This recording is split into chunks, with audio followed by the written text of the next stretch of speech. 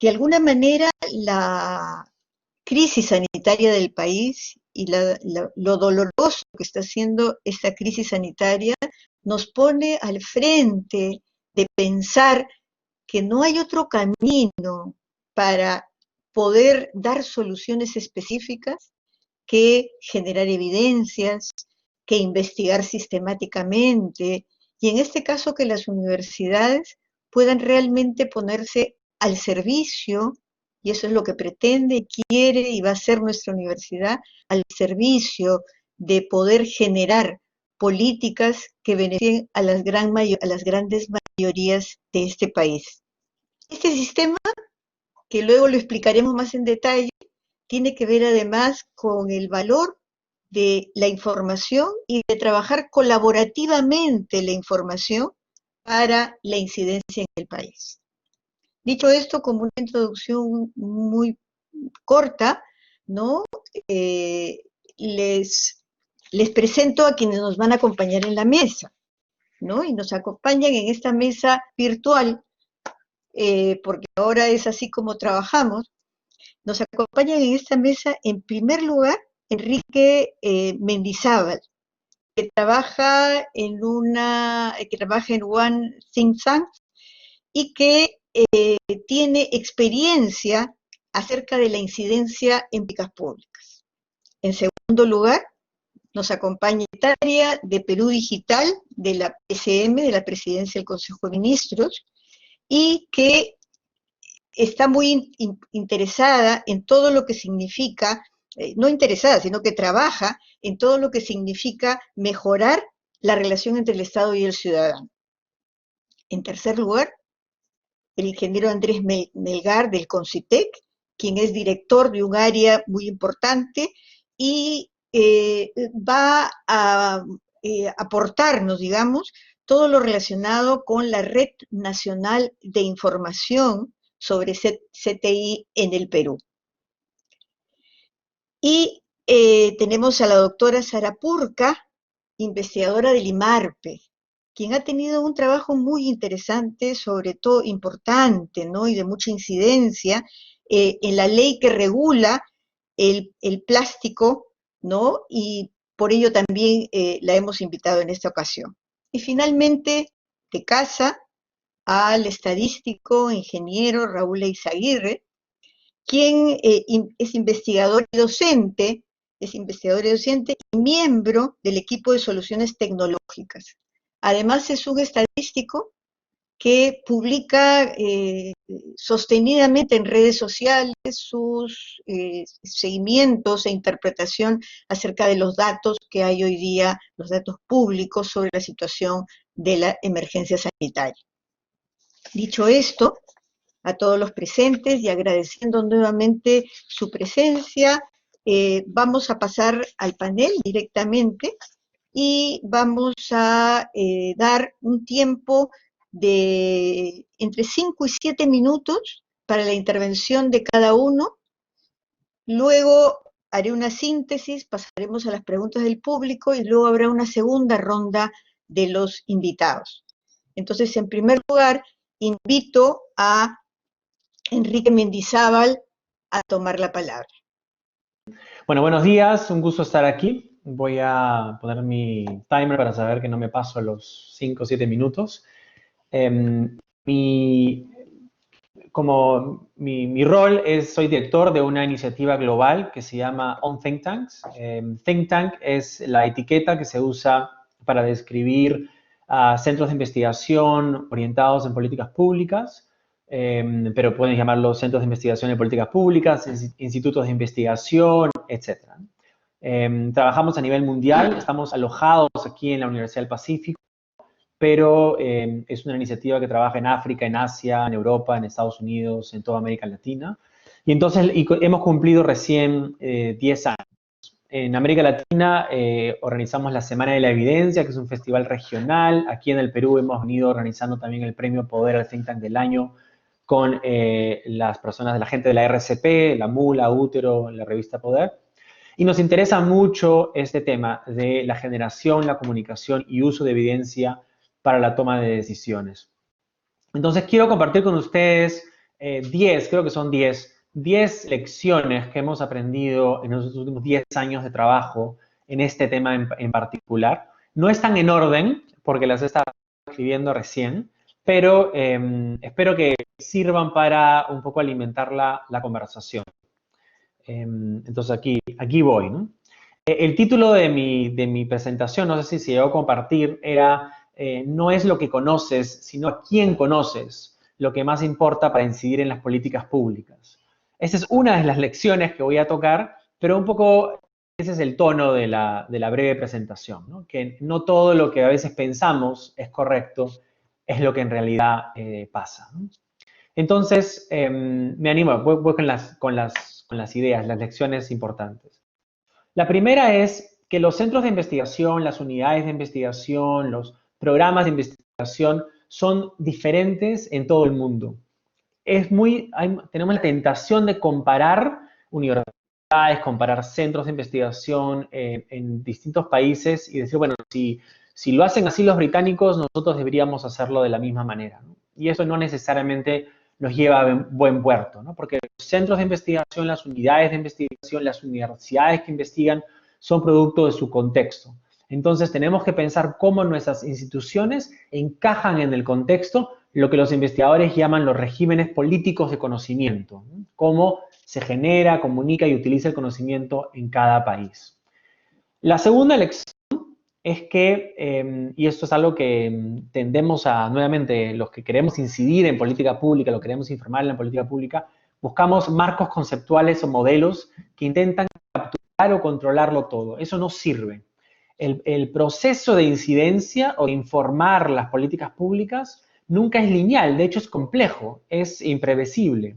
Entonces, pensar que podemos controlar ese proceso, ¿no? Dándole direccionalidad, bueno, es una utopía y finalmente lo que vemos cuando nos toca evaluar estos esfuerzos, vemos que nunca se hicieron las cosas como se habían planificado, ¿no? La segunda lección que hemos aprendido en estos años.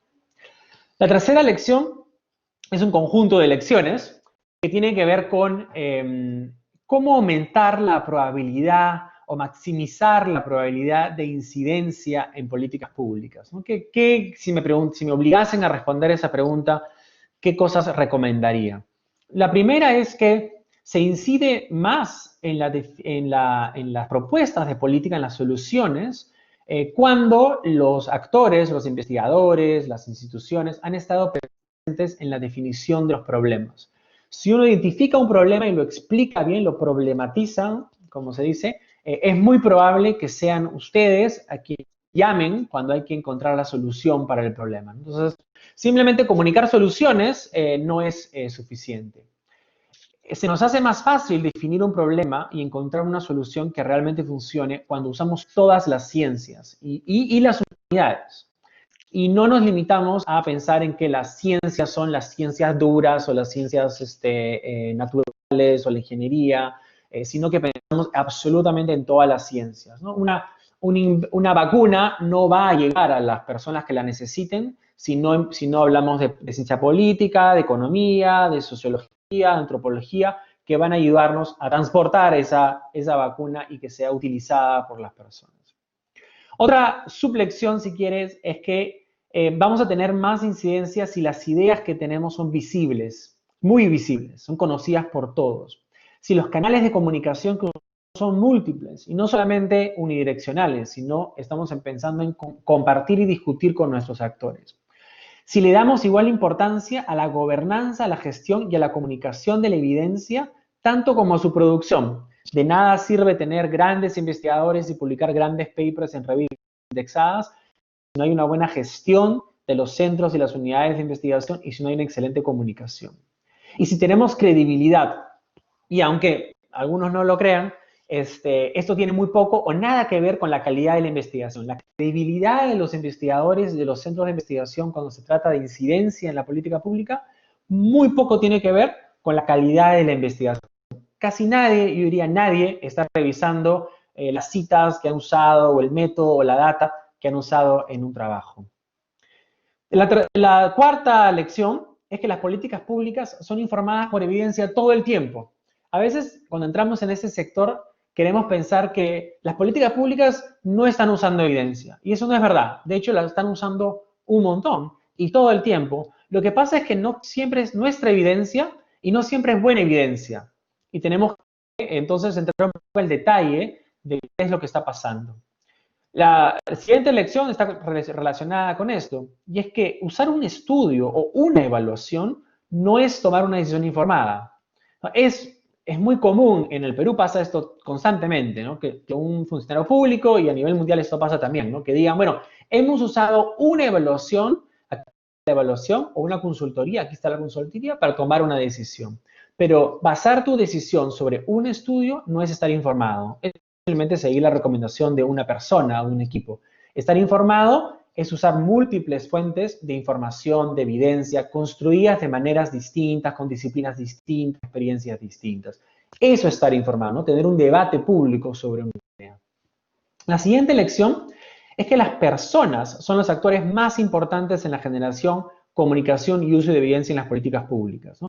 Las redes personales e informales, las redes profesionales definen el acceso a la influencia que uno puede tener, pero la calidad de digamos, si quieres, del cuerpo de investigación, de los comunicadores, del cuerpo de apoyo y el bienestar de las personas en una universidad, en un centro de investigación, es fundamental.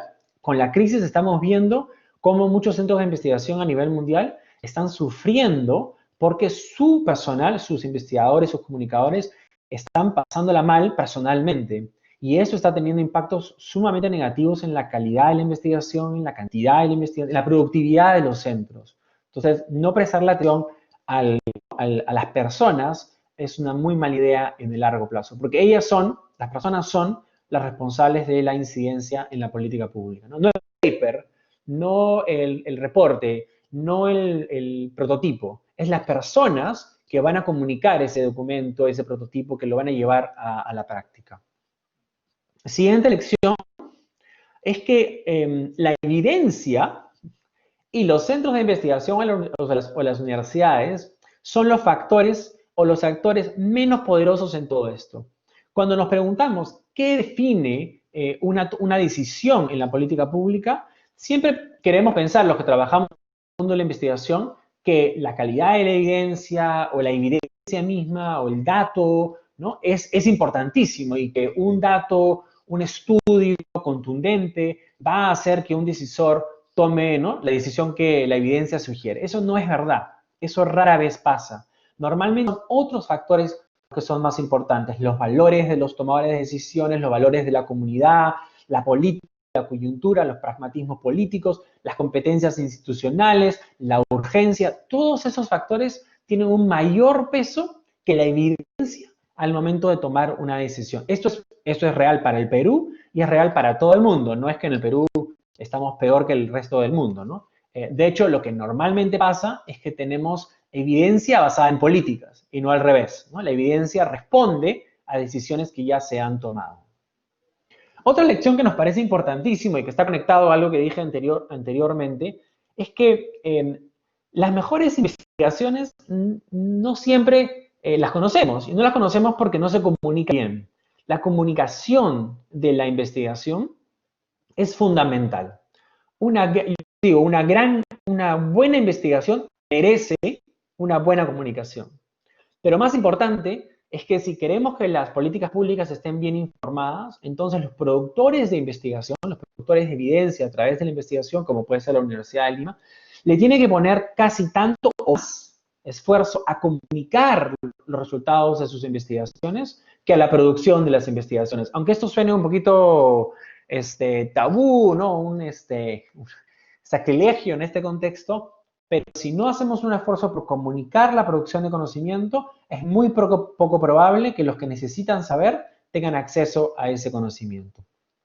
Y finalmente, dos lecciones más. La penúltima es que un centro de investigación, una universidad que hace investigación, una unidad que hace investigación, no puede ser de excelencia y existir en aislamiento. No puedes tener una gran unidad de investigación en una universidad si está aislada, está sola, si no hay otras unidades de investigación alrededor de esta unidad.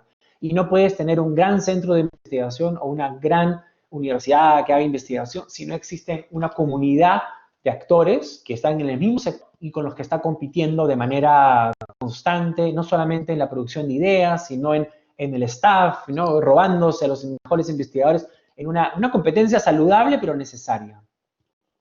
Y finalmente, algo que hemos visto nosotros en todo el mundo es que los países que han avanzado en el desarrollo de su capacidad de generación, de comunicación y de uso de investigación, lo han hecho en parte porque han hecho de este tema un tema investigable. O sea, le han dedicado tiempo y esfuerzo y dinero de la academia, de los centros de investigación, de los gobiernos inclusive, para estudiar por qué es que se produce mejor investigación en algunos temas, por qué es que ciertas políticas están mejor o peor informadas y cómo podemos fortalecer esos regímenes políticos de conocimiento, ¿no? Que explican esta generación, comunicación y uso de evidencia políticas públicas. Entonces, estas son 10 lecciones, un poquito, como les dije, desordenadas, porque recién las estoy ordenando y quería aprovechar esta oportunidad para compartirlas. 10 lecciones que hemos aprendido en esos 10 años trabajando esos temas en todo el mundo, que creo que son perfectamente válidas para el Perú como son para otros contextos. Espero que alguna les haya quedado y que les suscite alguna reacción. Gracias. Muchas gracias, Enrique. Pasamos ahora a la presentación de Marushka Chocobar. Adelante, Marushka. Agradecida por la Universidad de Lima por esta invitación. Creo que es súper importante poder ir mirando diferentes perspectivas alrededor de cómo la investigación, como bien ha comentado Enrique, impulsa aquello que nosotros necesitamos transformar y además poner al servicio de la ciudadanía. Yo quisiera comentarles hoy que tenemos un impulso muy importante de la investigación digital y le hemos denominado así un poco para ponerle el enfoque de un centro de investigación, la innovación digital en la lucha contra el COVID. En la siguiente lámina podemos ver cuáles son nuestras prioridades en cuanto a un Perú mucho más cercano, mucho más íntegro, un Perú que con las tecnologías digitales puede volverse más competitivo, más confiable para la ciudadanía y también la innovación alrededor de esas 5 aplicaciones. El año pasado implementamos el Laboratorio de Gobierno y Transformación Digital precisamente para comenzar a vincular aquello que la ciudadanía necesita escuchar del Estado y aquello que nosotros como Estado, como gobierno, tenemos que escuchar de la ciudadanía. Dentro de la lucha contra el COVID, lo primero que hicimos fue lanzar una página informativa concentrada de todo el Estado para que la ciudadanía pudiese mirar de primera mano qué era aquello por todos los medios estaba llegando. Y miren, la página oficial del coronavirus fue producto de una investigación rápida, acelerada en función a lo que la pandemia requiere, pero al mismo tiempo quería mostrarles ahora, estamos en un proceso, en una etapa diferente de la pandemia, y cómo utilizamos nosotros la investigación para ello. Por ejemplo, lanzamos una pregunta principal, que es ¿qué información se le debe mostrar a la ciudadanía en la página gov.pe coronavirus para emprender esta nueva convivencia social? Planteamos una ruta de trabajo, entrevistas, revisión de la analítica sobre el coronavirus, cómo iba esto, cómo estaba mejor en cuanto a las respuestas de los ciudadanos o aquello que los ciudadanos iban requiriendo. Se elabora un prototipo y también una sistematización de aquello que se investiga. ¿Qué buscábamos conocer? Las necesidades de información de las personas frente a la nueva convivencia social y las necesidades de los servicios de las personas para resolver sus problemas con la convivencia social. Entrevistamos a 4 pequeñas y medianas empresas, 2 periodistas, 2 servidores públicos y también recogido de aquello que los ciudadanos van dejando en las redes sociales o también en nuestra propia plataforma digital única.gov.pe. ¿Cuáles han sido los primeros hallazgos y que quizá vale la pena comentarlos? Y esto que les estoy mostrando ahorita realmente se ha terminado hace 2, 3 días, porque estamos en todo un replanteamiento de cómo llegamos a la ciudadanía de una manera diferenciada. Los ciudadanos no están suficientemente preparados para la nueva convivencia social. Hay una serie de informaciones que llegan desde diferentes medios que de alguna manera comienzan a saturar al ciudadano en cuanto a redes sociales dicen una cosa, dónde está la información oficial, el mismo trabajador que se reactiva no sabe cómo hacerlo. Entonces, entre toda la vorágine del avance que necesita tener el Estado, pues hay que detenernos unos minutos para poder preguntarle al ciudadano cómo se siente frente a esto. Tengo que recurrir, por ejemplo, a otro hallazgo u otro insight de los ciudadanos, tengo que recurrir a diferentes fuentes oficiales y no oficiales para construir los protocolos que se adapten a mi establecimiento, en el caso de las pequeñas y medianas empresas. He llegado al contenido del coronavirus pese a no tener un landing o a no conocerlo. Significa que tenemos contenido que es fácil de llegar sin necesidad de saberse la URL donde se tiene que investigar. Con el avance de la pandemia hemos perdido la confianza en el Estado y en las empresas. Imagínense el poder de la pregunta para poder lograr que los ciudadanos dentro de este proceso de investigación nos digan cómo se sienten en medio de esta reactivación económica y al mismo tiempo en esa relación de confianza que debe existir entre el Estado y la ciudadanía.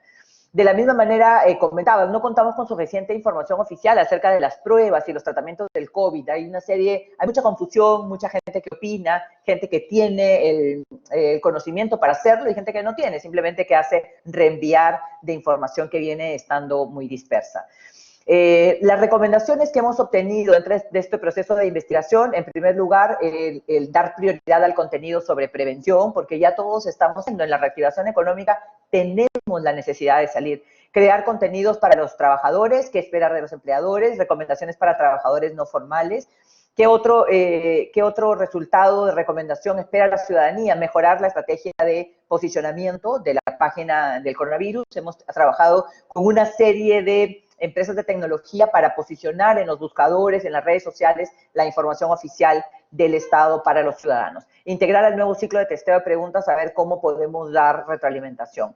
En ese sentido, y con esta misma metodología de salir a preguntarle a los ciudadanos cómo es que el Estado, el gobierno puede acercarse en medio de esta crisis, también hicimos un proceso de investigación para el triaje digital de los ciudadanos y hemos salido a testear el triaje digital y cómo el ciudadano puede entender mucho más aquello que nosotros como Estado queremos ofrecer, pero tenemos que partir de la investigación de las reales necesidades de información de los ciudadanos. El triaje digital también, uno de los resultados de la investigación fue, primero dime cuáles son esos síntomas de alarma que yo ya no necesite llenar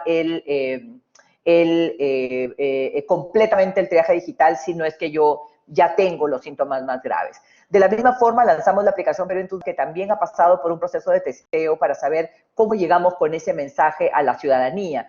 No, lo pusieron en primer lugar, enséñame por dónde no debería yo caminar, lugares de aglomeramiento o de aglomeración, perdón, o dónde se encuentran las zonas de mayor riesgo. Integramos también el triaje digital y también hemos trabajado de manera muy cercana con la aplicación de Corea, que estamos incorporando la aplicación Pero en tus manos. Uno de los puntos importantes es que hemos llegado a mandar mensajes por el trazado digital para que la ciudadanía sepa si ha tenido contacto o no con alguien que ha sido COVID positivo. Y lo interesante ahí es que los mensajes primero se han testeado para que la persona, uno, crea y segundo, haga algo con ese mensaje. Que crea es establecer esa relación de confianza que necesitamos establecer. También lanzamos la encuesta nacional COVID, que esto ha sido el 28 de junio, y también con un proceso de testeo de los mensajes. Y salimos con el mensaje porque hay tanto que llega a través de las redes sociales que necesitamos que el ciudadano confíe que lo que estamos haciendo es oficial. Lanzamos la encuesta nacional con el apoyo de las empresas de telecomunicaciones del Perú a más de 40 millones de celulares que existen en el Perú. Significa que a un ciudadano le pueden haber llegado 2 o más encuestas. Y los mensajes también, ¿no? O sea, ¿con qué?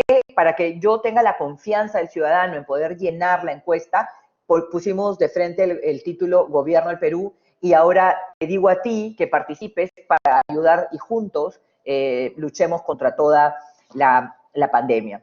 Entonces, yo creo que de alguna forma los procesos de investigación que están detrás de cada una de las plataformas digitales y de los servicios digitales que implementamos desde el gobierno digital para lograr un Perú mucho más competitivo, innovador, cercano, confiable y mucho más eficiente en sus instituciones, en instituciones públicas, pero también en las empresas privadas. Esta transformación tiene que partir de una investigación y acercamiento con la ciudadanía. Trabajamos con un equipo de antropólogos, sociólogos que salen primero, antes de que desarrollemos la primera línea de código, primero tiene que estar sustentada en una investigación que respalde aquello que estamos haciendo para lograr mayor adopción, para incorporar al ciudadano en el proceso de despliegue de soluciones digitales, en este caso particular en la lucha contra el COVID-19, pero en general en todos los procesos del Estado. Bueno, eso es lo que les quería compartir desde la perspectiva de investigación digital en la lucha contra el COVID, lo que hemos venido liderando desde la Presidencia del Consejo de Ministros a través de la Secretaría de Gobierno Digital. Muchas gracias. Muchas gracias, Marushka, por tus aportes. Y ahora continúa Andrés Melgar. Adelante, Andrés. Muy buenas tardes con todos. Buenos días con todos, disculpen. Voy a comenzar aquí el cronómetro para no pasarme de los minutos que tengo, que han sido reservados para esta pequeña presentación. Antes que nada, quisiera agradecer la invitación de la Universidad de Lima a la doctora María Teresa Quirós, de parte de la doctora Fabiola León Velarde, la presidenta del CONCITEC. Pues les da un agradecimiento al CONCITEC para que pueda presentar el proyecto que venimos trabajando, que se enmarca bastante bien en el tema del día de hoy, que es la Red Nacional de Información sobre CTI en el mundo. ¿Okay? Voy a presentar una visión general del proyecto, algo bastante rápido porque solo disponemos de máximo 7 minutos, pero luego voy a indicar los canales por si alguien quisiera profundizar más en los temas que presentemos en la sesión de hoy. Voy a dividir esta mini presentación en dos partes. Primero voy a comenzar a hablar del proyecto PeruCRIS y luego voy a comentar un poquito de qué trata la plataforma PeruCRIS, ¿no? Hemos dividido este proyecto en una parte que tiene que ver más de gestión y otra parte que tiene que ver más con la plataforma, ¿no? Entonces vamos a empezar a hablar del proyecto PeruCRIS, de qué trata este proyecto PeruCRIS, ¿no? El proyecto PeruCRIS en realidad no es más que un nombre, una marca que le hemos dado para la Red Nacional de Información en Ciencia, Tecnología e Innovación Tecnológica, ¿no? Este es el nombre que, lo que pasa es que el nombre Red Nacional de Información en Ciencia, Tecnología e Innovación Tecnológica es un nombre muy grande, ¿no? Entonces, lo cambiamos por una marca que es la que estamos comunicando a partir de ahora, que es la marca PeruCRIS, el proyecto PeruCRIS, ¿no? Pero, ¿de qué trata este proyecto PeruCRIS? En realidad es un proyecto que lo que busca es hacer cumplir la ley, ¿no? Ya por mandato de ley, se le confía al CONCITEC el establecimiento, desarrollo y operación de una red que permita interoperar las distintas instituciones que forman parte del SINACIT, ¿no? Que es este Sistema Nacional de Ciencia, Tecnología e Innovación de nuestro país, ¿no?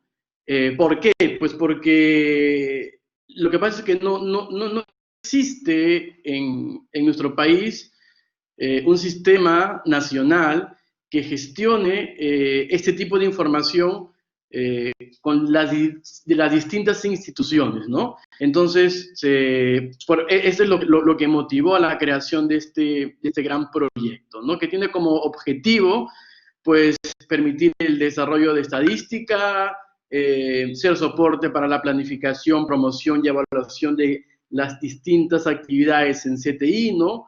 Promover la difusión sistemática del conocimiento, facilitar acceso a fuentes de información en CTI, tanto nacionales como extranjeras, ¿no? Entonces, todo esto de acá tiene mucho que ver con lo que ya ha mencionado el doctor Enrique Mendizábal, ¿no? El uso de la evidencia para la toma de decisiones, ¿no? Es, de hecho, uno de los fundamentos, una de las motivaciones de este proyecto es la gestión de la investigación basada en la evidencia, ¿no? Y eso es justamente lo que este proyecto PeruCRIS intenta hacer, ¿no? Poner a disposición de los tomadores de decisiones información procesada, convertida en conocimiento, que permita soportar la toma de decisiones, que nos facilite a los gestores en CTI la toma de decisiones, ¿no? Más allá de presentarles el proyecto PeruCRIS, lo que me gustaría comentarles es que todas estas iniciativas de sistemas CRIS no son únicamente implementación de un software, de una plataforma, ¿ok? Es mucho más que esto, ¿no? Nosotros hemos tenido que hacer unas estrategias para poder llevar a cabo este proyecto, ¿no? Y acá nombramos a las más principales, ¿no? Lo primero es articular en este gran proyecto la Red Nacional de Información en CTI, ¿no? Esto además incluye fortalecer la Red Nacional de Repositorios de Acceso Abierto, que se conoce como RENARE, que tiene como producto su plataforma Alicia, que muchos la deben conocer porque es el repositorio en donde es el nodo nacional en donde se integran todos los documentos de todos los repositorios de todo el Perú, ¿no? Y uno de los mecanismos importantes de este proyecto es la interoperabilidad, ¿no? Esto significa que nosotros podemos, a nivel de plataformas, a nivel de máquinas, por así decirlo, podemos obtener información de las distintas instituciones y también podemos brindarles información a estas instituciones, ¿no? De hecho, la plataforma CRIS que se presenta hoy día en la Universidad de Lima es parte, pues, de uno de estos nodos que nos va a nutrir de información al CONCITEC, ¿no? Hemos tenido que ver también quiénes están haciendo este tipo de proyectos en el mundo, porque no había un proyecto de esta naturaleza en el Perú, entonces hemos comenzado a ver en el extranjero quiénes son los que vienen desarrollando estas tareas, y hemos hecho una serie de alianzas estratégicas con diversas instituciones que pues nos están apoyando de forma muy activa en este proyecto, ¿no? Tenemos ahí la estrategia con Eurocris, tenemos convenio también con Lyrasis, que es quien es digamos, el propietario del software DuraSpace, también con ORCID, que es esta gran institución que tiene los indicadores persistentes, los identificadores persistentes, COAR, que es la Conferencia Mundial de Repositorios de Acceso Abierto, la referencia, que es la institución que junta a todos los nodos nacionales y puede visibilizar el trabajo de la producción nacional, ¿no? Otro tema interesante que comentaba el doctor Mendizábal es la gestión de la comunicación, ¿no? Cómo es importante que el trabajo que se hace en el Perú sea diseminado y se pueda ver a lo largo de toda Latinoamérica, ¿no? Por ejemplo, la referencia es uno de estos organismos que posibilita esta diseminación de información. Los trabajos que se publican en cada repositorio institucional que integran Alicia son luego cosechados en la referencia y tiene una visibilidad latinoamericana, ¿ok? Y posteriormente la referencia es cosechada por OpenID, que es el nodo europeo, y pues la visibilidad aumenta con este tipo de interoperabilidad, ¿no?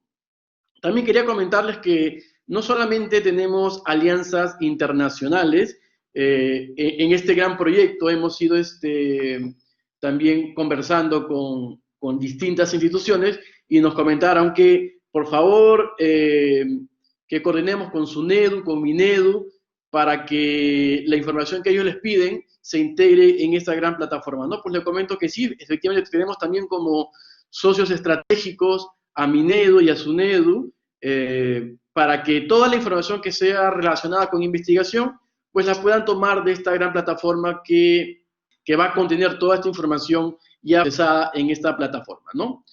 Ahora les voy a comentar rápidamente la plataforma PeruCRIS. Es un proyecto ya, acá estamos hablando un poco más ya del software, de qué es lo que esta plataforma va a contener. Les comentamos que aproximadamente a mitades del mes pasado ya se ha firmado el contrato para que esta plataforma se comience a implementar, y estamos en plena implementación. ¿Y qué es lo interesante de esta plataforma? Lo interesante de esta plataforma es que, pues, a través del mecanismo de interoperabilidad, va a ser posible integrar, acá vemos, en el lado izquierdo el cuadradito, ¿no? Va a ser posible integrar toda la información relacionada a la CTI a través de la plataforma PeruCRIS, ¿no? Y esta información va a estar relacionada a diferentes digámosle, tipos de información, ¿ok? Que está aquí sintetizada en los directorios. Es esta parte que está aquí al medio, a través de los directorios. Vamos a tener directorios de talento humano, es decir, toda la información relacionada a lo que es nuestros grados y títulos, información personal, de comunicación y todo lo demás, información de los proyectos, producción científica, instituciones e infraestructura, todo esto integrado. Y ustedes se preguntarán, a los que conocen el CTI Vitae, pero Concitec ya tiene una plataforma que se llama CTI Vitae, ¿no? Entonces, ¿para qué nosotros estamos construyendo otra plataforma? Pues por una razón muy importante. Sucede que el CTI Vitae actualmente es autorreferenciado. Eso quiere decir que cada persona, cada investigador tiene que alimentarla con información. Y nosotros sabemos que los investigadores son personas que no tienen tiempo para hacer esto. Lo que queremos hacer es que el Concitec, a través de mecanismos de interoperabilidad, pues pueda conectar toda la información de todas las plataformas, ¿no? Por eso nosotros tenemos ciertos mecanismos para recuperar información a partir de, por ejemplo, RENIEC, SUNEDU, MINEDU, SUNAT, ORCID, Scopus, Web of Science. Entonces, Alicia, la idea es que el Concitec, a través de interoperabilidad, recopile toda esta información y la ponga al alcance de toda el CINACYT. ¿Para qué? Para que puedan tomar las decisiones en relación a políticas públicas en CTI, ¿no? Acá vemos un poco más detallado estos directorios que va a tener esta plataforma, ¿ok? Pero lo más importante aquí son los servicios que esto puede brindar, ¿no? Si tenemos la información recopilada, esto obviamente beneficia a todo el mundo porque sabríamos quién es quién realiza investigación, qué proyectos se tienen, podemos comunicarlo mejor también, podemos generar estadísticas científicas en CTI, podemos hacer una serie de gestiones que al tener la información como se tiene actualmente dispersa, pues no se puede realizar. Cierro la presentación dándoles una invitación a la página de PeruCRIS. Es perucris.concitec.gov.pe. Ahí pueden encontrar muchas noticias y mucha información sobre este proyecto. Inclusive ustedes van a poder notar que ya encontramos el link al sistema CRIS de la Universidad de Lima, materia de presentación de esta mesa, ¿no? Me he excedido un poquito en el tiempo. Bueno, gracias, y entiendo que al final va a haber una ronda de preguntas y estaré atento a lo que ustedes deseen preguntar. Muchísimas gracias. Muchas gracias, Andrés. A continuación, las palabras de Sara Purka. Adelante, Sara. Muy buenos días, muchas gracias por la invitación. A mí me tocó participar apoyando al MINAN, ¿no? Con un tema de poder sacar la ley que regula los plásticos, ¿no? De un solo uso y los recipientes o envases descartables. Y como dijo el primer presentador, Enrique, y los que me antecedieron, en verdad a pesar de que había la información, ¿no? Científica de los problemas que podía tener este tema de la contaminación de plástico, la idea se trabajó casi 2 años para hacerla visible con una campaña de publicidad muy agresiva de MINAN, y gracias a eso se logró que los congresistas nos escuchasen. Yo apoyé en 2 mesas, pero sé que el MINAN tuvo casi 1 año de reuniones para que finalmente en diciembre del 2018 se logre aprobar la ley, ¿no? Entonces, hubo una comunicación muy agresiva, una buena comunicación, y definitivamente se usó todo, pues, la información y la evidencia científica que se tenía a la mano. Entonces, lo que definitivamente, como decía, se usó por parte de Minan, sobre todo, fue el uso de múltiples fuentes de información, no solo científica, como decía, para poder hacer esta campaña de difusión agresiva de la problemática del plástico. Y como fue tan visible esta problemática, nos lograron escuchar. Yo apoyé, como les digo, con una sola presentación muy con básicamente un trabajo, pero yo sé que ellos usaron múltiples fuentes internacionales para poder apoyar justamente, ¿no? Para poder apoyar justamente esta ley, ¿no?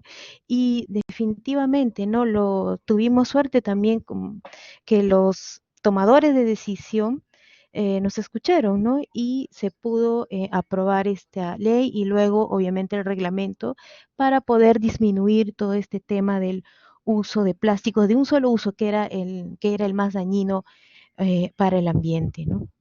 Yo pertenezco al Instituto del Mar de Perú, pero como les digo, apoyé, ¿no? Al MINAN justamente para poder aunar esfuerzos y lograr que salga, ¿no? Una ley y que se haga una política pública en todas las instituciones del gobierno peruano. Muchas gracias. Muchas gracias, Sara. Comprendemos que tienes obligaciones con el IMARPE y le damos la palabra al profesor Raúl Eizaguirre. Adelante, Raúl. Hola, buenos días con todos. Muchas gracias por invitarme a participar de este tema tan interesante y muchas gracias también a todos los que nos están siguiendo. Voy a compartir aquí una presentación. El tema que quiero abordar le he puesto como título de los datos a la evidencia, porque creo que ese es el camino que sigue la estadística, ¿no? La estadística sigue ese camino, se encarga de ver cómo llegamos de los datos a la evidencia. Y es un camino además complicado y que está lleno de, digamos, de trampas, paradojas, problemas contraintuitivos, ¿no? Y en ese contexto, y lo que yo quiero resaltar con esta presentación es, considerando la importancia de tomar siempre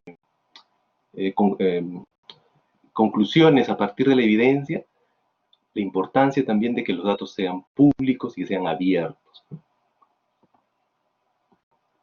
Entonces, quisiera empezar por decir que datos no es lo mismo que evidencia, ¿no? Esto es algo que quizás no todo el mundo tiene claro. Y es importante reconocerlo para entender realmente lo que entendemos o lo que significa tomar decisiones a partir de la evidencia.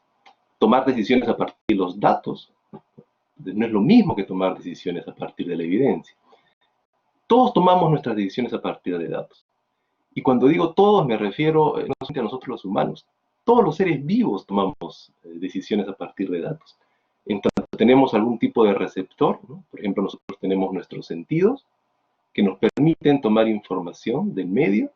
Es a partir de esa información que tomamos nuestras decisiones y damos cada uno de nuestros pasos. Cuando yo salgo a la calle, yo veo el cielo que está nublado, siento un poquito de frío, me pongo una chaqueta, estoy tomando una decisión a partir de datos. Pero eso no es lo mismo que tomar decisiones a partir de evidencia. La evidencia se construye, por supuesto, sobre los datos. Y el trabajo que tenemos que llevar a cabo para lograr una evidencia sólida es un trabajo complicado, complejo. Necesitamos datos representativos, esto es, datos sin vacíos, datos que cubran todo el terreno del fenómeno que queremos estudiar, con criterios de aleatoriedad. Cuando hay vacíos en los datos, y esos vacíos no son al azar y están asociados con distintos factores que podrían tener alguna relevancia, podemos obtener resultados sesgados. Hay que conocer el contexto de los datos. A veces cuando hacemos estudios a lo largo del tiempo, la definición de las variables, la definición de los fenómenos puede cambiar, y eso hace que las frecuencias con las que observamos los datos puedan ser distintas. Entonces es importante tener un conocimiento del contexto. Es importante tener protocolos y sistemas. Esto es principalmente importante, a través de mi experiencia diría, cuando trabajamos en instituciones muy grandes, o también cuando tenemos datos a nivel país. Es decir, datos que son registrados por distintas oficinas, ¿no? Distintas personas, en distintos momentos. Si no hay protocolos y sistemas, esos datos no van a ser equiparables. Y acá yo insistiría en que si bien los protocolos son importantes, mucho más importante tener esos protocolos implementados en sistemas. Si no, es bastante difícil mantener uniformidad en las características y en la calidad de los datos. Finalmente, cuando yo ya tengo datos bien tomados y organizados, vienen los métodos de análisis. En mi experiencia, yo siempre he sentido digamos, un interés particular por parte de quienes están en la tarea de la investigación por los métodos de análisis, ¿no? Todo el mundo siempre quiere tener el mejor método de análisis, y eso está. Pero lo que yo digo es que en todo este esquema, para mí, los métodos de análisis, siendo importantes, son lo menos importante. Porque si yo hago un mal análisis y mis datos son buenos, yo siempre puedo identificar ese problema, o alguien más puede identificar el problema, y puede hacer un análisis correcto. Pero si los datos no vienen bien, no hay análisis que solucione el problema, y muchas veces ni siquiera es posible darse cuenta acerca de dónde está el problema en este esquema.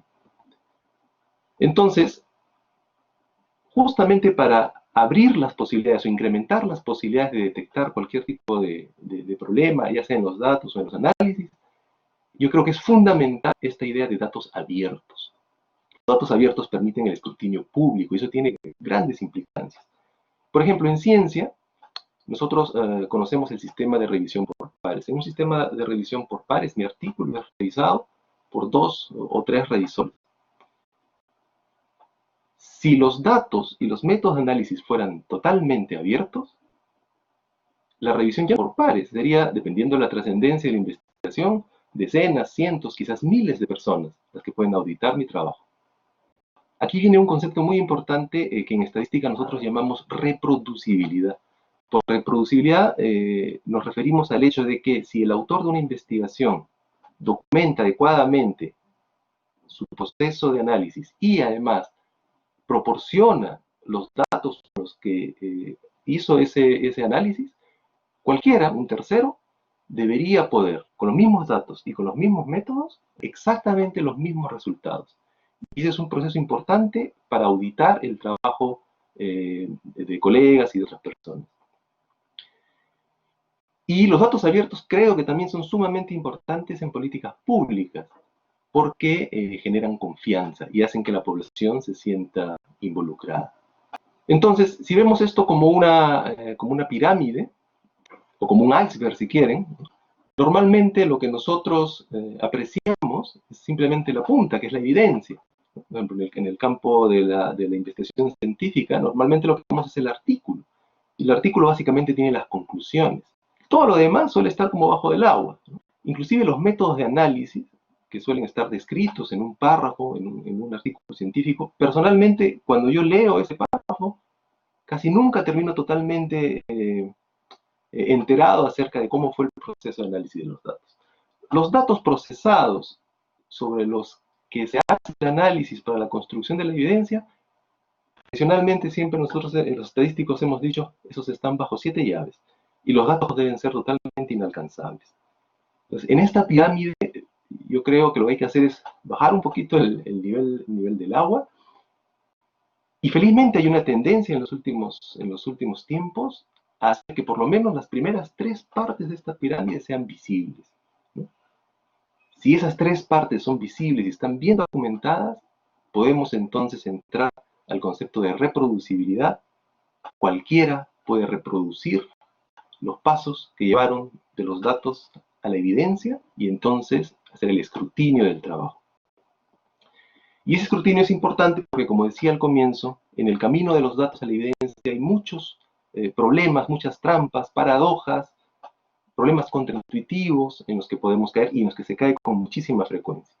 Entonces, para terminar, yo quisiera solamente mostrarles 3 ejemplos, ¿no?, de esas trampas en las que podemos caer. Y voy a ponerlas de la más simple a una un poco ya más compleja.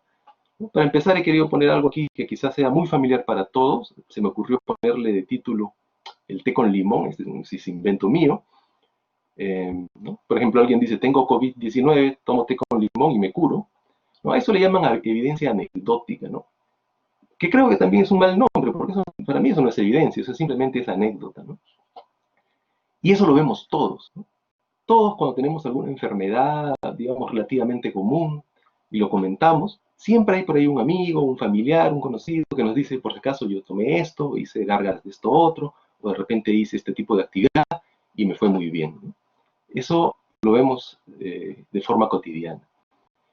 Un poquito más complejo, hay un problema que se le conoce como regresión a la media, y que para mí es el problema más frecuente que enturbia los resultados que obtenemos a partir de los datos. Por ejemplo, si yo tengo 40 grados de fiebre y tomo té con limón, y la fiebre baja, yo podría asumir incorrectamente que ese es el efecto del té con limón. Y eso es simplemente un efecto de regresión a la media, porque si tengo 40 grados, estoy en un extremo. El efecto de regresión a la media lo que nos dice es que lo más probable, por puro azar, es que la siguiente medida sea un poco más baja. El efecto de regresión a la media está presente en infinidad de situaciones. Un poco más complejo, y disculpen esta figura, pero me gusta mucho, entrando al terreno de las paradojas, dicen que no puede haber una presentación de estadística sin poner a los Simpson. Además, los Simpson ahora lo predicen todo. Y esta figura además tiene la evidencia de que permite que nadie se olvide el nombre de la paradoja. Esta es la paradoja de Simpson. El nombre no viene, obviamente, de la serie, ¿no? El nombre viene de Edwardson, que escribió esta paradoja en un artículo en 1951. Lo que esta paradoja dice es que yo tengo dos variables, que son las que estoy representando ahí con los dos ejes, y hay una relación, una asociación, muchas veces de causa-efecto entre esas dos variables, o pueden ser dos factores también. Y si yo analizo los datos de distintos grupos de la población, yo observo ese efecto, ¿no? Por ejemplo, si yo me fijo ahí en los BART, para BART hay una relación inversa, es decir, si aumenta el eje X, disminuye el eje Y. Lo mismo observaría si yo analizara los datos de Lisa, ¿no? Hay una relación inversa. Y eso se aprecia en cualquiera de los grupos. Pero cuando yo junto todos los grupos y hago un análisis con todos ellos como si fueran uno solo, esa relación desaparece. Y no solamente desaparece, sino que aparece en sentido contrario. En este caso, en una relación directa. Esta paradoja es muy común, por ejemplo, en medicina. Y entonces el efecto que tiene es el de presentar medicinas, por ejemplo, efectivas en los distintos grupos poblacionales, pero que de pronto aparecen como factores de riesgo, ¿no? A la hora que juntamos a todos los grupos en uno solo. O pueden haber actividades que son riesgosas para la salud y ese efecto es claro en distintos grupos poblacionales, pero cuando juntamos a todos en uno solo, extrañamente pareciera que el efecto de la actividad es positivo y beneficioso. Por último, un último ejemplo ya para cerrar y poner algo un poquito más complejo. Hace más o menos un mes un poco más, apareció un artículo de bastante relevancia, creo, por la cantidad de información que tenía detrás. Era un estudio sobre factores de riesgo para muerte por COVID-19. Se hizo con datos de Inglaterra, si no me equivoco, a nivel nacional. Entonces era un estudio, digamos, muy potente, muy poderoso por la cantidad de información, y se vieron una serie de factores y se estimó su riesgo, ¿no? para muerte por COVID-19. Y entonces, por ejemplo, se registraron situaciones ya bastante conocidas, como que el riesgo es mucho mayor en hombres que en mujeres, que el riesgo es mucho mayor en los grupos de edad más avanzada, en personas con sobrepeso, y se estimaron los riesgos asociados, pero hubo un resultado que fue muy controvertido, y es el que he puesto ahí en rojo, ¿no? Y que además, si se fijan, hay un intervalo de confianza ahí, el intervalo de confianza totalmente por debajo de 1, lo cual nos diría que hay bastante evidencia a favor del hecho que representan esos números. Y lo que representan, lo que nos dicen, es que fumar tiene un factor de protección contra el COVID-19. En ese momento salieron las especulaciones también y posibles explicaciones, ¿no? La estadística lo único que hace es detectar efectos, pero la estadística no explica la razón de esos efectos, ¿no? Esa es tarea de las ciencias. Recuerdo que se empezó a hablar de la nicotina y que la nicotina podía tener un efecto de evitar que el virus ingrese en las células, ¿no? En fin, siempre que aparece algo controvertido, siempre pueden aparecer potenciales explicaciones. Pero aparentemente lo que tenemos aquí es simplemente un problema estadístico, bastante más complejo que lo que es regresión a la media o lo que es la paradoja de Simpson. En este caso lo que tendríamos es a lo que llamamos el sesgo del colisionador o sesgo de selección. Y entonces, aquí con estos ejemplos yo quería mostrarles, ¿no?, situaciones que se dan con mucha frecuencia, quizás para muchos esto pase desapercibido, pero estas situaciones con mucha frecuencia en distintas investigaciones, ¿no?, y afectan la calidad de la evidencia y por lo tanto la calidad de las decisiones que tomamos a partir de la evidencia. Eso es lo que quería compartir con ustedes. Tengo un par de ideas más, pero quisiera dejarlas para el final. Muchas gracias. Muchas gracias, Raúl. Realmente ha sido sumamente interesante escuchar sobre este tema desde distintas experiencias, incluso desde distintas carreras profesionales que tiene cada uno de ustedes, ¿no? Yo diría que para sintetizar algunas de las cosas dichas, que se ha planteado, por ejemplo, la importancia que tiene que los productores de evidencias realmente comuniquen sus resultados a la población o a las instituciones en general, ¿no? Se ha hablado también, por ejemplo, que no cuando hablaba Marushka, que no todos los ciudadanos son iguales, y que por lo tanto se requieren estrategias diferentes de acuerdo a la información y la investigación que se realiza. Hemos podido ver también que el problema de las políticas de información no tienen que ver solamente con un CRIS que en este caso la Universidad de Lima inicia, sino con una visión mucho más de conjunto y de Estado, que es la que el CONCITEC está emprendiendo. Y por otro lado, hemos podido ver cómo a través de Sara, cómo la campaña para conseguir esta ley con relación al plástico no tiene que ver solamente con datos logrados de algunas investigaciones, sino con una activa difusión de problemas. Y finalmente, Raúl nos ha planteado un tema fundamental, ¿no? Y es la calidad de los datos, para poder realizar una investigación que llegue a resultados que puedan servir. Bien, a partir de eso vamos a pasar a algunas preguntas que nos han llegado y que son las siguientes, ¿no? Aquí las tengo. Una primera pregunta para Andrés Merlar, del CONCITEC. ¿Cuál es el porcentaje de investigadores en las ciencias médicas, biológicas, versus las de otras profesiones, como por ejemplo de comunicación o economía, inscritos en CONCITEC? Para responder a la pregunta, me gustaría compartir brevemente mi pantalla. Perfecto, solamente responder brevemente los investigadores reconocidos del CONCITEC. Ustedes lo pueden ver a todos a través de la página del RENACYT, renacit.concitec.gov.pe. Ahí ustedes pueden ver a todos los investigadores que están reconocidos por el CONCITEC hasta el momento. Y en esta otra página es el portal del GeoRenacit. Es un portal en donde se muestran unas estadísticas básicas. Este portal lo actualizamos cada mes, está pronto una siguiente actualización. Ahí podemos ver unas estadísticas, como por ejemplo el porcentaje de hombres y mujeres de los investigadores calificados en el RENACYT.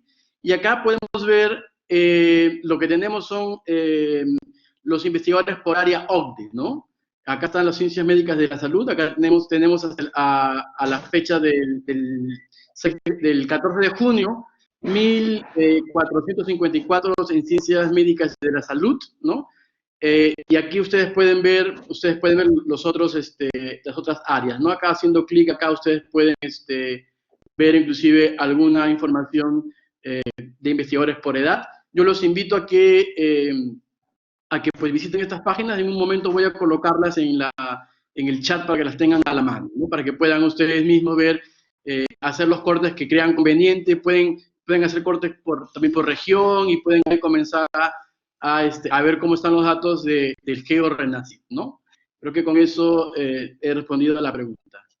Esta es una pregunta para Raúl Eizaguirre. ¿Qué piensa de los datos abiertos del MINSA y de su utilización para la información de los investigadores y para la toma de decisiones? Gracias. En general, yo creo que la información de gobierno, de todas las oficinas del gobierno, es súper importante y súper valiosa cuando está abierta, ¿no?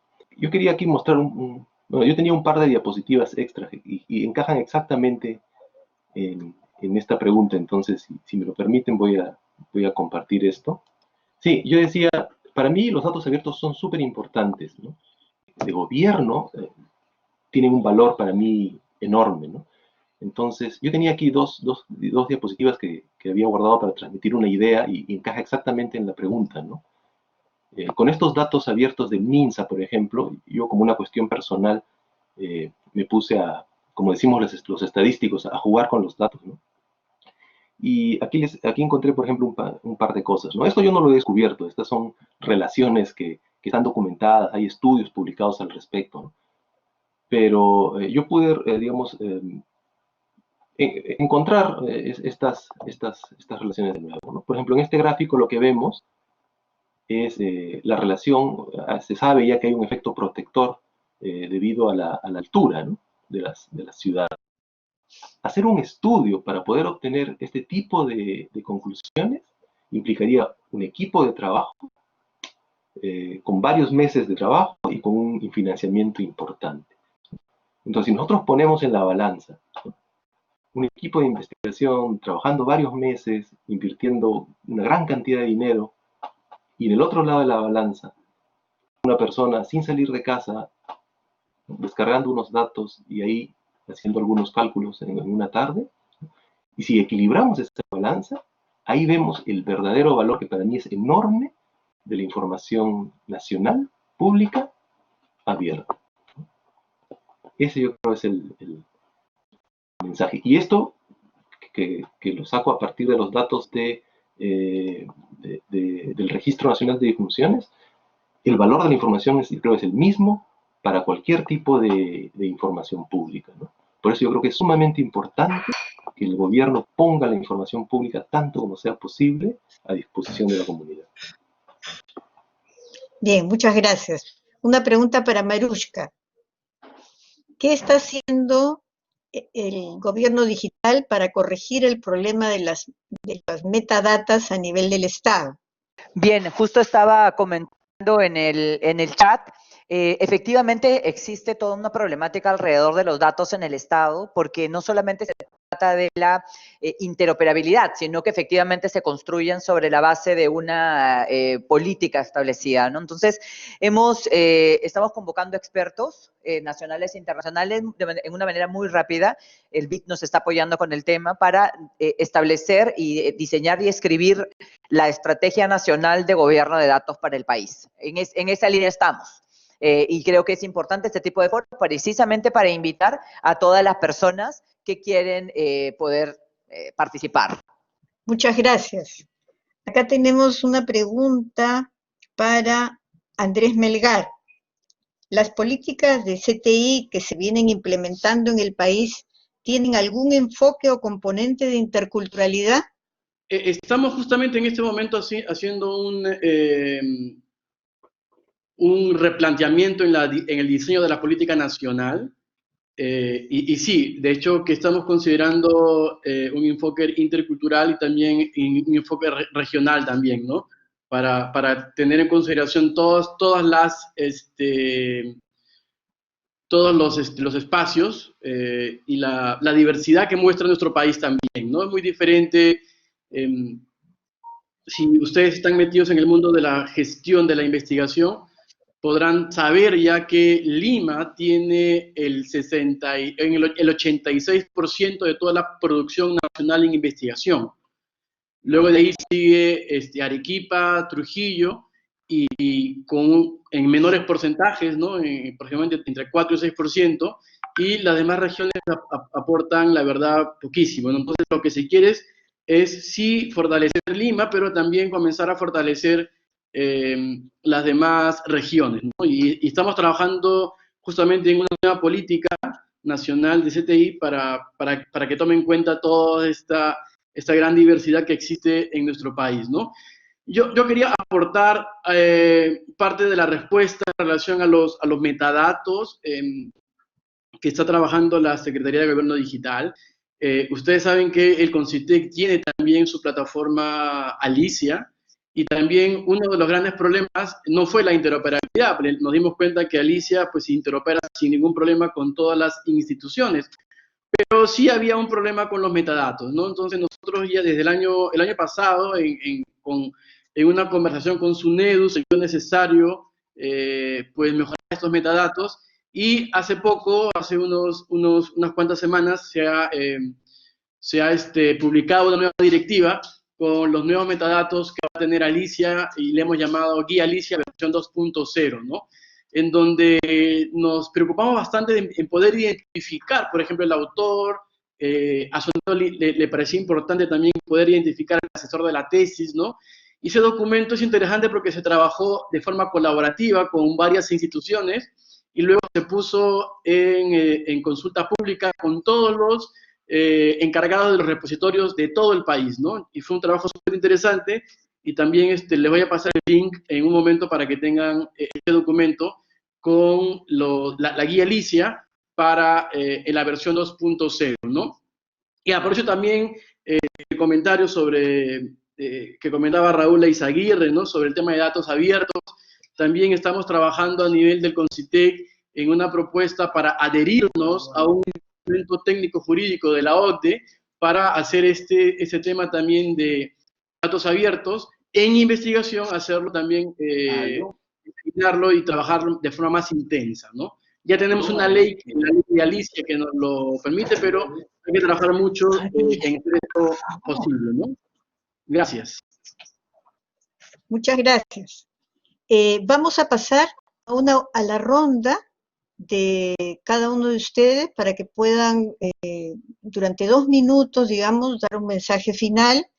Y aquí había quedado una pregunta para Raúl Eizaguirre, que tal vez la pueda responder en su intervención final, y es si es posible contar con datos abiertos en las instituciones públicas con fines académicos, porque eso es digamos, es una necesidad de la investigación.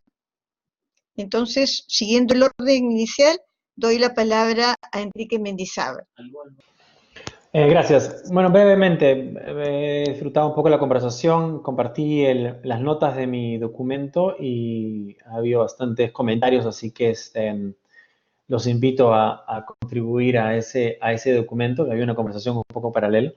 2 cosas que creo que me parecen importantes resaltar y espero que sean de utilidad, ¿no? Creo que una es, yo creo que debemos pensar en la investigación de una forma más amplia. La investigación como un proceso sistemático para generar evidencia, por ejemplo, ¿no? Pero más amplio en el sentido que no hace falta ser un investigador profesional en un centro de investigación con ciertas características para hacer investigación o para generar evidencia, o más importante aún, para generar el conocimiento, que es finalmente lo que es utilizado al momento de tomar decisiones. Y yo creo que eso se ve muy claramente ahora, en estos días, se ve muchas personas que están informando las decisiones públicas, no necesariamente desde la academia y no necesariamente desde un centro de investigación, sino desde espacios digitales, personales, a veces en medios, a veces desde el activismo, desde la sociedad civil, etc. Entonces, yo creo que una manera de que las personas se interesen más por la generación, comunicación y uso de conocimiento es dejar de lado la idea que la investigación, ¿no?, la generación de conocimiento científico solamente se puede hacer en una institución de investigación con personas que tienen ciertas credenciales de investigación. Yo creo que está al alcance de absolutamente todos y cada vez más.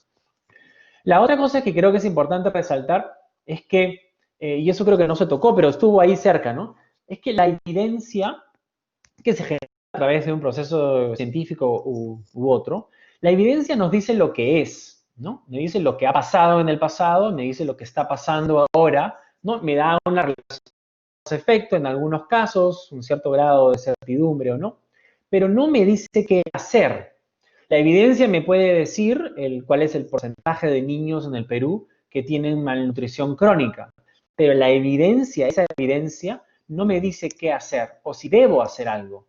Ahí es donde entran a tallar los valores, las ideologías, las experiencias y muchos otros factores que son los que finalmente hacen que las personas, las organizaciones, las instituciones tomen una acción. Entonces también tenemos que tomar eso en cuenta, ¿no? No pensar que la evidencia sola va a informar las decisiones, sino que inevitablemente va a tener que haber una conversación, por ponerlo de una manera, entre la evidencia y todos estos otros factores que no se van a ir nunca a la hora de tomar decisiones, ¿no? Creo que eso es algo importante para un investigador que quiere tener incidencia en la política pública, tiene que tomar todo esto en cuenta también, ¿no? La evidencia no le va a decir qué hacer, eso ya va a ser territorio de sus valores, de sus convicciones, de sus preferencias.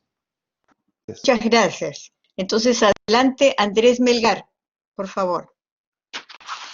Gracias, gracias. Primero agradecer la invitación, a este evento, a esta mesa. Había una pregunta ahí sobre si es que estaban ya todas las instituciones ya integradas en Alicia. Y la respuesta es sí, efectivamente. Y esto también es que quería empezar respondiendo esto de acá porque es una parte de agradecimiento a las instituciones, porque a través de todo el trabajo que viene haciendo la SUNEDU, que ha venido haciendo y continúa haciendo la SUNEDU, esto ha permitido que todas las universidades las licenciadas tengan su repositorio y puedan, a través de este repositorio, poder difundir todo el conocimiento que se genera en cada universidad, ¿no? Y también agradecer a la Universidad de Lima, es la tercera universidad nacional que tiene un sistema CRIS institucional, y nosotros sabemos todo el esfuerzo que esto trae. Hay todo un trabajo detrás de gestión muy grande, y también eso me voy yo muy contento porque este proyecto lo iniciamos en el CONCITEC, nació en el 2017, y uno de los primeros objetivos era el pues difundir los sistemas CRIS en el Perú, ¿no? Y vemos que va dando sus frutos. Una universidad como la Universidad de Lima, con un sistema CRIS, es esto pues súper interesante para nosotros, y esperemos que las otras universidades sigan este ejemplo que ya ha dado la Universidad USIL, que ya dio San Marcos, y que ahora lo viene brindando también la Universidad de Lima, ¿no? Felicitarlos porque son pioneros en estos temas, y esperamos muy pronto poder interoperar entre nosotros con el CONCITEC, con el sistema Perú CRIS y el sistema CRIS de la de Lima. Y que llevemos eso, ¿no? Llevemos ese tema de los sistemas CRIS, que no solamente es un software, sino hay detrás toda una gestión. Y aquí es importante también, es importante recalcar que uno cuando piensa en sistemas, siempre piensa en informáticos, ¿no? Sí, efectivamente tienen que haber informáticos porque es una plataforma informática, pero también hay detrás biblios y gente que trabaja en el área de las ciencias de la información. Nosotros tenemos en el CONCITEC nuestro equipo está formado, claro, por informáticos, gestores y también personal de ciencias de la información. Entonces, este tipo de proyectos también nos permiten valorar y nos permiten trabajar con otro tipo de profesionales que sin ellos esto es inviable, ¿no? Quienes trabajan los repositorios, quienes trabajan en el tema de Alicia, son equipos multidisciplinares, y siempre digo esto en mis ponencias, comencemos a valorar más a nuestros biblios, que ellos son los que cuidan las taxonomías, los que cuidan los metadatos, los que nos ayudan, nos soportan en ese trabajo de tener estos sistemas en las universidades. Finalmente, nuevamente agradecer la invitación y estamos siempre a disposición. Si ustedes quieren que hablemos de esto con más detalle, hay mucho detalle, como ustedes pueden ver en la página de Perucris. Se ha trabajado mucho en estos 3 años y pues si tienen dudas o quieren conversar más, siempre encantados de poder participar. Muchísimas gracias, María Teresa, por la invitación y gracias a la Universidad de Lima por tener en cuenta al Concitec para este conversatorio. Muchas gracias a ti. No sé si tenemos a Sara Purka aquí. Sara, Sí, unas todavía palabras estoy acá, finales, sí, sí, por favor. Sí. sí, mil disculpas, pero sí, ya terminamos. Justamente estábamos en esta reunión porque queremos continuar con todas las actividades a pesar de la pandemia y siempre no hay recortes que hay que sustentar.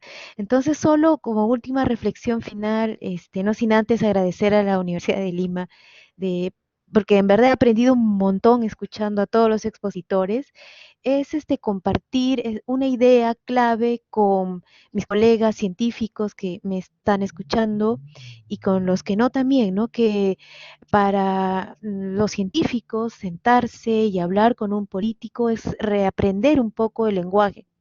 Y entonces mi recomendación es a todos los científicos que hablen en un lenguaje plano para poder hacerse entender lo mejor posible conceptos que definitivamente, ¿no? Tienen mucha teoría compleja. El kit es tratar de hablar en lo más plano posible para que esos tomadores de decisiones, ¿no? puedan realmente entender el mensaje clave.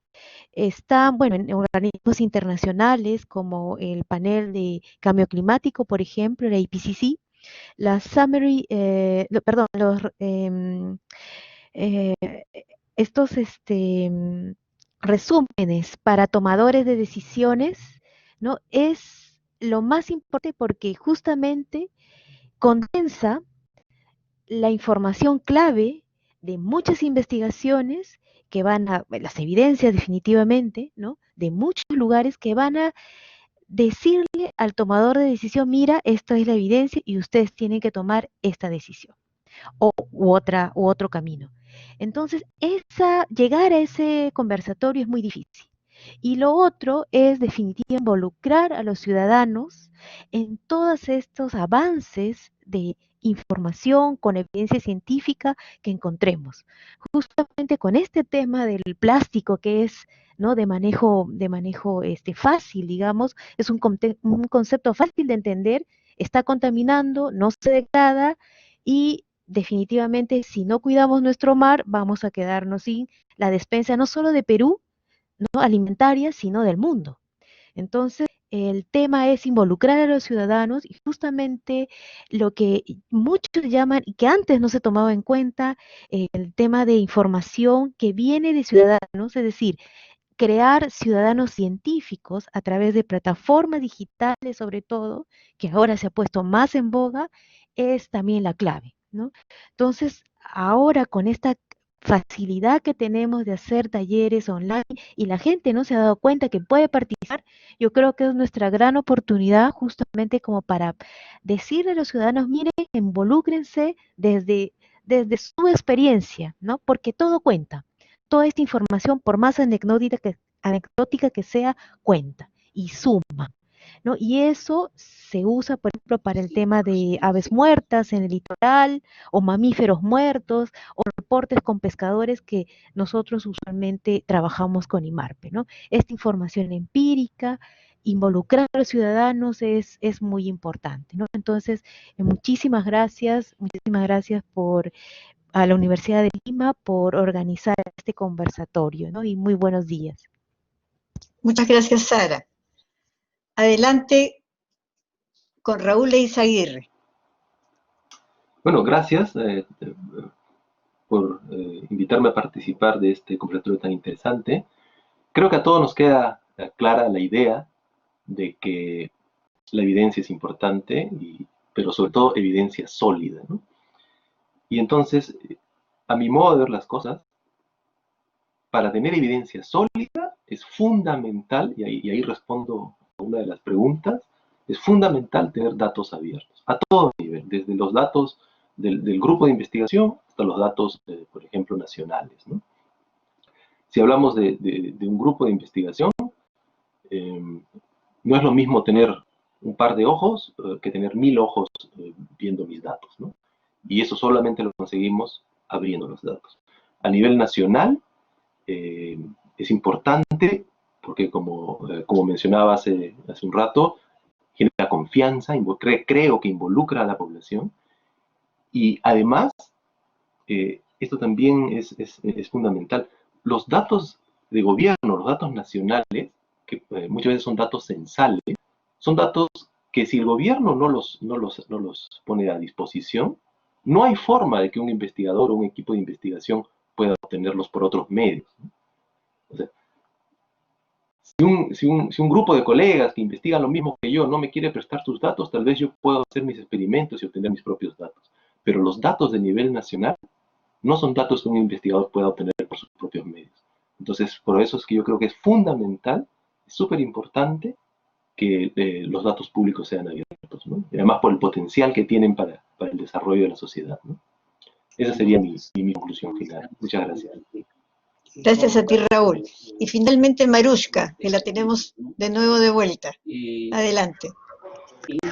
Muchas gracias. Si quisiéramos dejar un mensaje, como hemos escuchado a todos alrededor de cuál es el rol del gobierno del Estado frente a aquello que requieren los investigadores para poder llevar adelante el análisis en favor de la elección de respuestas para los ciudadanos, yo les comentaría que tenemos que centrarnos efectivamente en poner la tecnología al servicio de las personas, que les genere valor el hecho de utilizar plataformas digitales y servicios digitales, y para eso la investigación tiene que ir orientada hacia esa resolución de los grandes problemas públicos y de los grandes problemas de las personas. En ese sentido, también necesitamos ayuda de los investigadores para saber qué tenemos que abrir. Una cosa muy simple, ¿no? O sea, qué tenemos que abrir en datos abiertos, qué tenemos que publicar para que ustedes puedan tener el input necesario. Entonces, creo que esto es una relación de dependencia importante. Tanto el Estado tiene que abrir, como que los investigadores tenemos que estar más cercanos para poder saber cuáles son las necesidades de datos que se tienen que publicar. Desde ese lado, la Estrategia Nacional de Gobierno de Datos que estamos trabajando incluye este componente y tenemos que hacerlo juntos. Tenemos que diseñarlo juntos. Si no, seguirá siendo esta relación separada que no conversa y finalmente pues estaremos caminando por cuerdas separadas. Creo que es importante tipo de eventos como este para poder entender cuál es esa necesidad y poder avanzar en esa línea. Muchas gracias, Marushka. Muchas gracias a todos los expositores. No se nos vaya. Como hoy día es como mejor dicho, hoy es el lanzamiento de esta nueva plataforma, le doy el paso a Marianela para que ofrezca el video que ha preparado la universidad. El CRIS es una herramienta digital para la administración de información en la investigación. Se puede crear un currículum de cada investigador. Vas a poder captar diferentes fuentes de información de bases de datos nacionales, bases de datos internacionales. Alberga en un solo espacio información acerca del perfil del investigador, de los proyectos que tiene en curso, de sus redes de colaboración, así como del resultado de sus estudios, como pueden ser artículos científicos, capítulos de libros o patentes. Facilita porque en un solo lugar puedes tener acceso a las investigaciones que se están realizando, pero también tener contacto directo con los investigadores. Una persona puede buscar, dependiendo el tema de interés de investigación, y ver qué investigadores están trabajando tanto a nivel nacional como extranjero en ese tema. En mi campo de comunicación y salud me permite identificar quiénes son los investigadores que tienen más publicaciones o cuyos proyectos están más relacionados a los míos. Pero también recordemos que muchas de nuestras investigaciones tienen un fuerte componente orientado hacia la solución de problemas nacionales. Entonces eso también facilita el ponernos en contacto con nuestros colegas nacionales o con las personas que de alguna manera encuentran en nuestras investigaciones algo que pueda ayudar a otros de nuestros compatriotas. Queremos compartir información, queremos compartir conocimientos, contribuir con políticas públicas, contribuir para que nuestra sociedad sea una sociedad mejor con el concurso de cada uno de nosotros.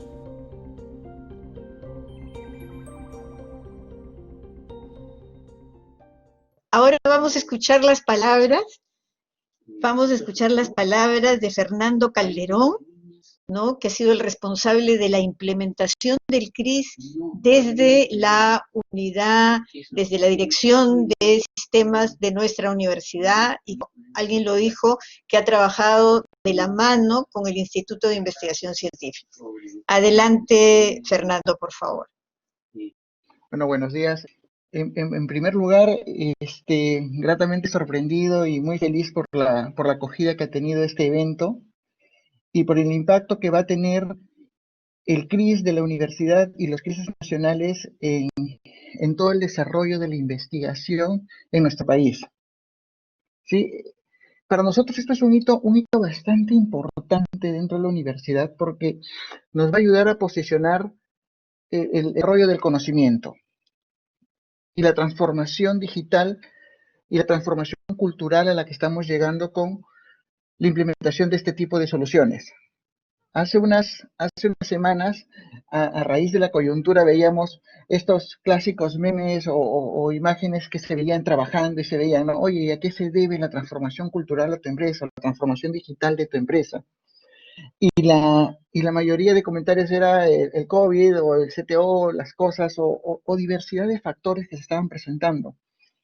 Para mí es bastante grato y agradable decirles que en nuestro caso, en el caso de la universidad, esta transformación se debe esencialmente al trabajo de la universidad como tal. Ya desde hace varios años veníamos trabajando en procesos de transformación y de adecuación. Y en el caso puntual del CRIS, el IDIC cumplió un papel fundamental, un papel de impulsarnos y motivarnos e invitarnos a los eventos para poder lograr esta participación. Como decía Andrés Melgar, que en el año 2017 justo nosotros también tuvimos oportunidad de participar en un evento en Arequipa y en algunos otros eventos acá en Lima, donde se mostraba esta nueva tendencia y lo que estaba, hacia dónde va apuntando Perú en el desarrollo de los CRIS. Nosotros pasamos por un proceso bastante importante. Pasamos por un proceso en el que buscábamos automatización de nuestros procesos, buscábamos interoperabilidad entre nuestros sistemas internos, la integración total, y los posibles y futuros sistemas que iban a existir, que ya había pasado, por ejemplo, en el repositorio institucional, que iba a pasar con los CRIS, y que teníamos que estar preparándonos para poder dar soporte a todos estos nuevos cambios o estos nuevos paradigmas que se iban a implementar. Entonces, a la interna pasamos por un proceso bastante importante que involucraba pasar por una etapa de relevamiento, análisis, selección de soluciones e implementación. Como nos mencionaban hace un momento, el trabajo no era sencillo. Teníamos que evaluar todas las situaciones en las que nos encontrábamos y cómo íbamos a desarrollar y cómo íbamos a afectar todo el trabajo que íbamos a desarrollar. Entonces, primero partíamos de elaborar un marco, un modelo, qué es el CRIS para nosotros, qué era el CRIS para la Universidad de Lima y cómo iba a interactuar con las diversas soluciones o aplicaciones que nosotros teníamos y cómo nos integramos, por ejemplo, con el DSpace o con el ORCID o con nuestro sistema de recursos humanos o nuestros sistemas financieros contables, porque buscábamos una solución integral. Que a la parte lo estamos trabajando y seguimos trabajando en lograr los mayores niveles de integración posible, porque de nada nos sirve tener un montón o un conjunto de sistemas que se encuentren aislados de alguna forma. Entonces, trabajamos bastante en definir modelos, en definir estrategias, y partíamos también de que también teníamos la opción de poder desarrollarlo. ¿Por qué tenemos que comprar una solución o adquirir una solución si también podríamos partir por desarrollar? Hicimos todos los análisis y validaciones y finalmente hicimos una evaluación, digamos, de las soluciones más importantes del mercado, ¿no? estaba Elsevier, Pure, que fue la que finalmente se adquirió, pero también evaluamos Durespace, Sympletic, Semicron, Clarivate y muchas más que, bueno, no están más detalladas acá, pero fueron las más importantes. Y después de varios procesos, la que se adecuó más a nuestros procesos organales y a los pilares, a los criterios que nosotros buscábamos, bueno, fue la solución de Pure, que finalmente logró que tengamos, dentro de los plazos que se manejaron, y con algunas condiciones especiales debido a la coyuntura, poder tener nuestro CRIS o nuestro Tangan CRIS que nos va a ayudar de alguna manera a contribuir al desarrollo de nuestro país y de nuestra comunidad y nuestra sociedad. No quiero hacer muy extensiva la presentación, pero lo que sí les quiero decir es que desde la Dirección de Informática y Sistemas de la Universidad de Lima estamos muy felices, muy contentos con lo que se está trabajando y lo que se ha logrado. Y también decirles que, así como en las investigaciones, lo que se busca es fomentar el conocimiento, compartir los datos, compartir todo lo que se va desarrollando, nosotros también tenemos esa política y estamos abiertos a poder conversar. Quisiera decirles que a tener las puertas abiertas, pero lamentablemente la coyuntura no nos lo permite, pero sí tenemos nuestros chats abiertos, nuestras videoconferencias abiertas, nuestros correos abiertos para poder conversar, compartir, desarrollar conocimiento, contarles nuestras experiencias y poder contribuir a que más instituciones de mejor manera puedan ir desarrollando sus iniciativas, tanto de desarrollo del CRIS como de cualquier iniciativa tecnológica que podamos ayudarlos y podamos también que nos ayuden a nosotros para poder desarrollar más conocimiento. Esta es una parte de la cultura que se está desarrollando y que la universidad apoya de manera bastante abierta y es parte del éxito, creo que desde nuestra parte y en nuestro país podamos contribuir al desarrollo colectivo. ¿Sí? No les quiero quitar más tiempo y nuevamente agradecerles por su participación y por darnos estos minutos para poder también intervenir y dar nuestro granito de arena en el esfuerzo y en el desarrollo que hemos trabajado para lograr este proyecto. Muchas gracias, profesora Teresa Quiroz, a Lidic y a todos los participantes. Muchísimas gracias, Fernando. Realmente ha sido muy interesante ver cómo el pensamiento que hay detrás de esta unidad de informática y sistemas y cómo hemos podido dialogar de tan buena manera con el Instituto de Investigación Científica. Dejo ahora al responsable de poner en práctica esta plataforma, a Juan Fernando Bocio, quien va a hacer una pequeña presentación, una pequeña demostración del CRIS. Adelante, Juan Fernando. Bueno, buenos días con todos nuevamente y vuelvo a empezar a mostrar el CRIS. Entonces, esta es la plataforma donde se reúne información sobre la investigación científica de la Universidad de Lima. Acá podemos hacer una búsqueda general. Aquí tenemos los tipos de información que tenemos perfiles de nuestros investigadores, las unidades de investigación, los proyectos pasados y actuales de investigación, los resultados de investigación también.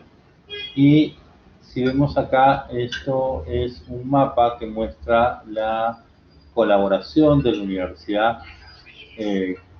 Podríamos, por ejemplo, hacer clic acá en Reino Unido y ver las distintas colaboraciones con instituciones en el Reino Unido. Otra alternativa es entrar por los perfiles y allí vamos a ver una lista de todos los investigadores de la universidad registrados en esta plataforma con rapidez, pero acá están los distintos perfiles. Entonces, lo que nos estaba comentando Juan, bueno, Juan, no lo pudimos escuchar mucho tiempo, pero Juan nos apoyó muchísimo, fue el líder del proyecto por parte del IDIC, y con él fue el contacto directo que tuvimos para poder lograr esta implementación. Y lo que le estaba mostrando es que un poco la estructura del CRIS, que está compuesto esencialmente, bueno, un buscador genérico que nos va a ayudar a buscar de manera de metadatos, de manera genérica, toda la información que esté relacionada a nuestros investigadores, a nuestros proyectos, a los datos que podemos manejar, resultados de investigación, actividades, prensa, etcétera. Muchos criterios que los podemos ir también catalogando o podemos ir analizándolos de diversa manera en el siguiente menú. Y también podemos observar, bueno, aquí podemos observar algunas de las fotografías, algunos de los eventos importantes.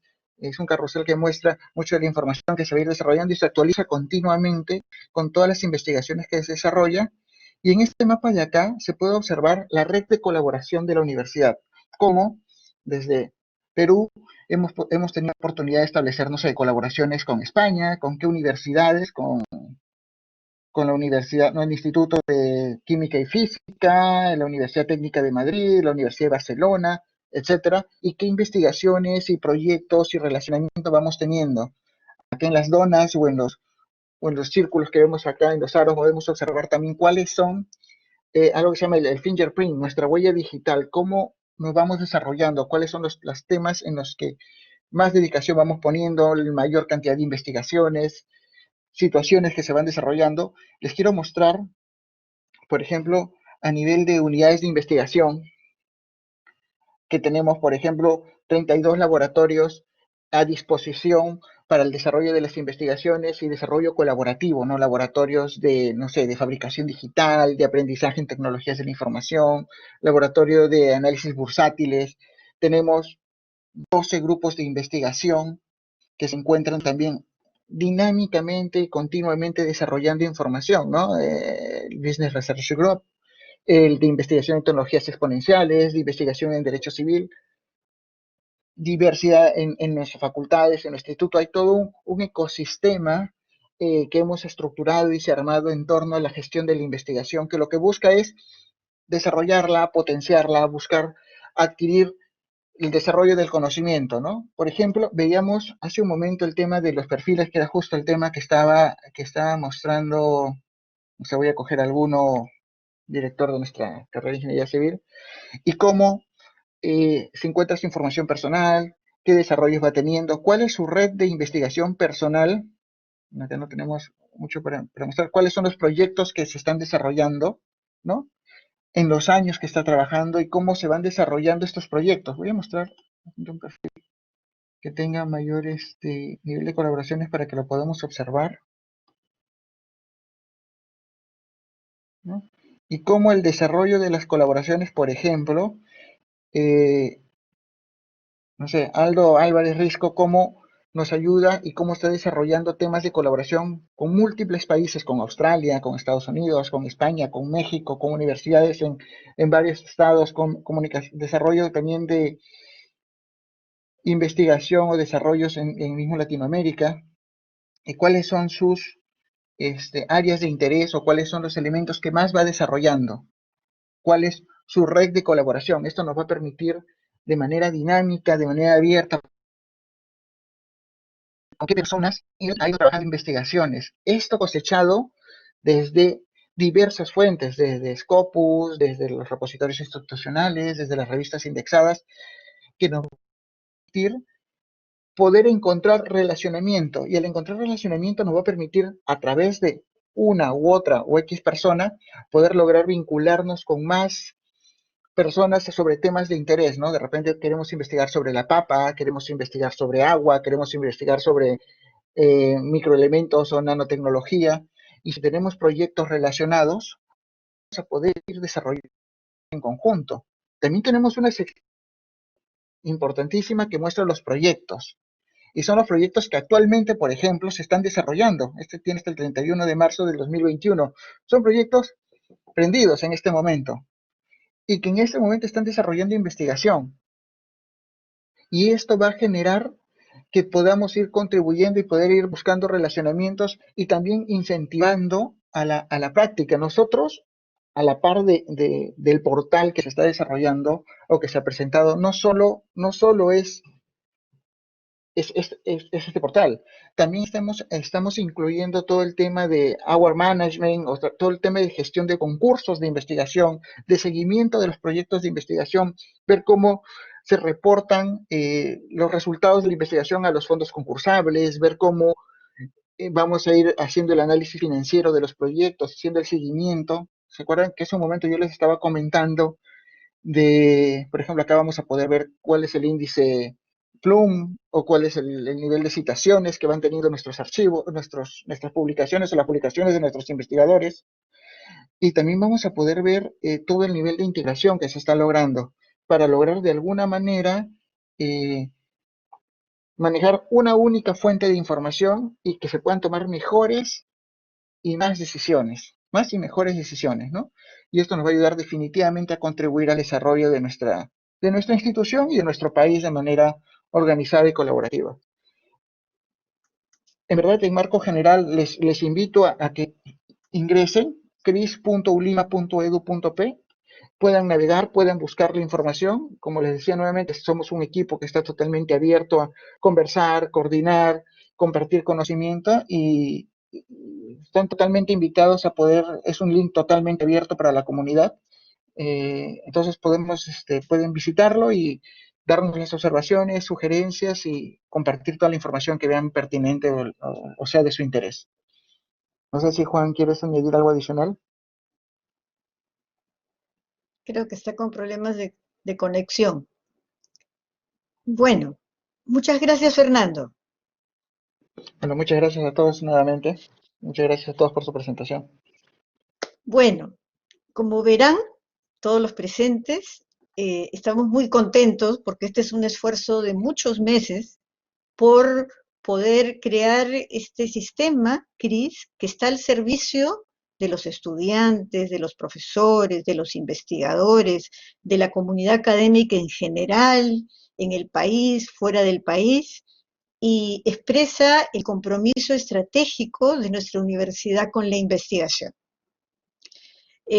A nombre, ¿no?, por especial encargo de nuestro señor rector, dejamos inaugurado el CRIS, esta plataforma, y agradecerle a todos los presentes y a los expositores por su participación y sus aportes en este debate tan importante y que está grabado y que cualquiera puede consultar, porque esta política de datos abiertos es una política de la universidad, de la biblioteca, ¿no? Y estamos realmente muy contentos.